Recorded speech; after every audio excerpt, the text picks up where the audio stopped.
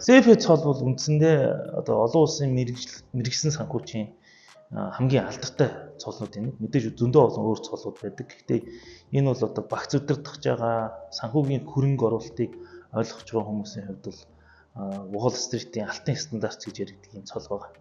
Тэгээ энэ цолыг авснаар яд юм ихээр энэ дэлхийд даяар маш олон гишүүнчлэлтэй ийм community-ийн мэргэжлийн community гэж хэлдэг. Мэргэжлийн холбооны гишүүн болж байна гэж ойлгогдно гэсэн. За тэгээд хэрвээ энэ цолыг авчих юм бол та яах вэ гэхээр нэгдүгээрт нь дэлхийн хаач өчгдсөн нэг хэлээр ярьдаг ийм хүмүүсийн нэгдэл болно гэсэн. Инхээр та одоо юу гэдэг чинь Франкфуртод байгаа, Нью-Йоркод байгаа, эсвэл Токиод байгаа аль ч мэргэжилтэнд ажиллах боломжтой гэсэн. За тэгээд мэдээж энийг англи хэл дээр бид нар судалдаг учраас таныг бол мэргэжлийн англи хэл за ямар ч асуудалгүй гэж үзэх юм шалтгаан болдог гэсэн.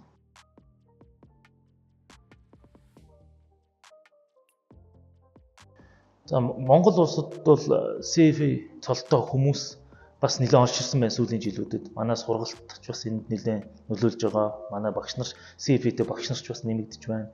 За аж ахуйн нэгжүүд бол бас CFA-тэй хүнийг авах сонирхолч гэсэн их нэмэгдэж байна. За энэний бас нэг давуу тал бол одоо энэ CFA шалгалтыг бол Монгол улсад жил 4 удаа авч санхүү эдийн засгийн их сургууль дээр авдаг ийм байдалтай байгаад байна. За тэгээд CFA-г ойлгодог дунд шатны удирдлагууд, за дээд шатны удирдлагууд нь бас дунд шатны удирдлагууд нь бол одоо үндсэндээ бас CFA-тэй хүмүүс гараад ирж байна.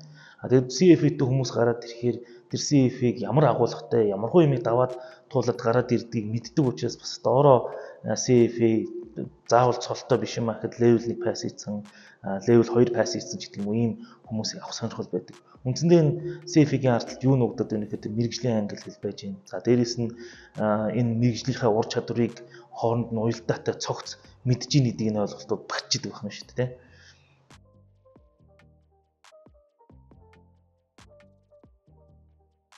За тэгэхээр CFA-гийн сургалтыг бол манай тасралтгүй боловсрол судалгааны институт бол сүүлийн 2018 оноос хойш явуулж байна. За тэгээд бид нар бол сургалтаа бол маш сайн өндөр чанартай гаргахын тулд тасралтгүй сайжруулж байна. За тэгээд хүний CFA-гийн аялал хаанаас эхэлдэг вэ гэхээр энэ номнуудыг уншихаас эхэлнэ. За энэ номны агуулгыг бид нар маш анхааралтайгаар, маш зэгцтэйгээр өндөр стандартын дагуу энэ слайд руу хувиргадаг. За бид нар слайдынхаа форматыг, фонтны хэмжээг, тэр өнгөгийг ямар ойлгох вэ гэдэг маш нарийн өндөр стандартын дагуу хийдэг. За тэгээд аль болох хүн эргээд харахад ойлгоход хялбархан хүснэгтүүдэд хураангуулах, томьёо олох. За тэгээд хамгийн гол гэсэн ойлголтуудыг слайданда багтаагаад бас нэг хүнийг залхаачихгүй хүн шиг байх утсаар ингэж бүтээхдгээр одоо хамгийн ихний ажил ингэж өрнөдөг.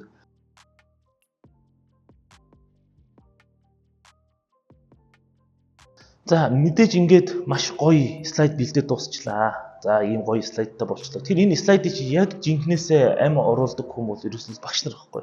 Сайн багш байж ич л одоо бидний сургалтын материалыг амь оруулна гэсэн. Сургалтын ерөнхий агуулга бол тэртээ түрүү CFA институт хийгдсэн. CFA институт энийг байнга апдейтлаа явж идэг учраас бид нар энэ дээр янз бүрийн нэмэх шаардлагагүй. Бид нар бол энийг аятайхан слайд болголоо, тэ? Гоё слайд болгочлоо. Одоо энийг зөв зааж чадах, үр дүнтэйгээр хүргэж чадах багш нар маш чухал байдаг. Бид нар багш нарын сонголт хийхдээ бол хамгийн түрүүн хардаг зүйл нь тухайн хүний мэддэг зүйлээ хүнд хүргэх чадварыг чухалчилна. Дээрээс нь тэр хүний багшлах пашн хүсэл эрмэлзэл чухал байдаг.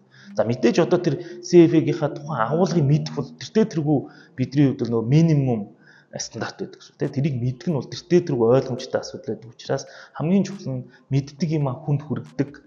Тэр хүнд юм ойлгуулчихсан гэсэн тийм чин сэтгэлтэй хүмүүсийг олж илрүүлж багшлах бүрэлдэхүүнтэй нийлүүлэхийг зорддог. Тэгээд мэдээж багшлах бүрэлдэхүүнээ бид нар байнга одоо семинар өгөх, багшлах типүүд өгөх. За тэгээд оюутнуудын сан сэтгэлийг хүлээж аваад тэрэн дээр тулгуурлаад сайжруулах ажлууд бол тасралтгүй л явж байна.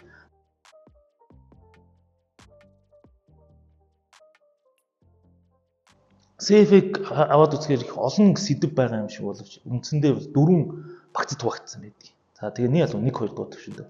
Эхлээд хүн бол ерөнхий том зургийг харах хэрэгтэй буюу том эдийн засгийн онол. За тэгээд компаниудын тайлбарлалыг уншихад бол санхүүгийн тайлан уншдаг байх хэрэгтэй. За дээрээс нь нэмээд тоон шинжилгээний аппаратуудыг эзэмшсэн байх хэрэгтэй. Энэ бол суурь. За ингээд энэ суурьа тавьсны дараа юу үздэг вэ гэхээр хөрөнгөний ангиллуудыг үзнэ. За энэ дотор бид нар янз янзын хөрөнгүүд байна шүү дээ. Equity хөрөнгө оруулалт байж болно. Fixed income хөрөнгө оруулалт байж болно. Derivative байж болно. Гэх мэтлэн эдрийг үзнэ. За хамгийн сүүлд нь энэ хөрөнгүүдийг бүгдийг нийлүүлээ юу болгох вэ? Ерөөс дангаар нь хөрөнгө оруулахгүй шүү дээ гэдэг юм чинь. Бүгдийг нийлүүлээ багц болгодог. Тэр портфолио гэдэг нь яаж үүсгэх юм? Портфолио дээр үүсдэг асуудлууд нь энийг бүгдийг нийлүүлж үзнэ. За ингээ онлайн энэ ойлголтуудыг үзсэн ч гэсэн CFA-гийн нэг сонирхолтой онцлог зүйл бол бүх төвшөнд энэ байдаг цөмд нь байдаг нэг зүйл бол этик болон мэрэгжлийн стандарт гэж байдаг. Тэр CFA-гийн этик болон мэрэгжлийн стандартууд бас Монголын арилжаа эрхлэгчдийн үн цасны арилжаа эрхлэгчтэй холбоо шууд хүлээмжшүүлсэн стандарт байдаг. Тэр яг хоорондоо адилхан байдаг гэсэн.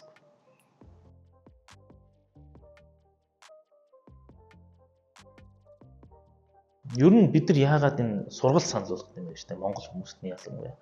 Манай хичээлүүд бол мэдээж слайдууд нь англи хэл дээр, сургалтын материал нь англи дээр шилсэн. Хичээл орж байгаа багш нь монгол хэлээр ярьдаг. За энэ бол тодорхой хэмжээнд бас хэлний бэрхшээлтэй хүмүүст бол маш тийм таатай орчныг үүсгэдэг гэсэн.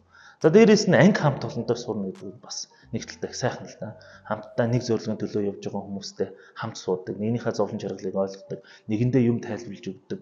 За энд чинь бас жижигхэн нэтворкингийн үйл ажиллагаач өрнөө явчих боломжтой байдаг гэсэн. За дээрээс нь ер нь бол энэ CFA-г ингээд бэлдээ явж байхад бол энэ хүмүүс бол их сахилга баттай их дундуур нь алдчихдаг юм байна л да. Яг за би нэг бэлдэндээ өгөндөө гэж байгаа. Тэгээ дундуур нь хайчдаг те. Ингээд нэг олигтой болж өгөхгүй байгаа тохиолдолд сургуулж яадаг хүн тодорхой хуваарийн дагуу хичээлүүд ордог л те. 7 хоногт 2 өдөр амралтын 1 өдөр гэх ингээд хүнд нэг за би нэг сургалтанд очиж суух хэрэгтэй шүү гэдэг тийм зориг хуваар гаргаад өгчдөг. Тэгэхээр хүн бол тэрнийхээ төлөө явахаар бас нэг юм сургалтандаа хөтлөгдөөд явдаг ч боломж байдаг. За хамгийн чухал тал нь бол хизээ нэгэн цагт гацлаа гэхэд гацааг нь гаргаад өгөх багш ямарт байж байдаг те. Одоо нэг багш яг ингээл нэг усанд живж яхад дээрээс ингээл татаж гаргаж ирж байгаа юм шиг тийм мэдрэмж төрөх үстэй. Нэг юм дээр гацлаа, багшаасаа шууд асуулаа, хариуг нь авлаа гэдэг ийм боломж өгдөг. Тэгэхгүй бол ингээл AI-аас ч юм уу, эсвэл YouTube-ээр ч юм уу, Reddit-ээс ингээл асуултын юм ч юм уу, худлаа ч юм уу гэдэг юм байхад бол энд байгаа багш бол аль хэдийн тэр CFA-гийн левелийг давцсан туршлагатай хүн, наа чи нинэ ингэж хариулт юм а гэж гацааг нь гаргаад өгөх боломжтой байдаг гэсэн.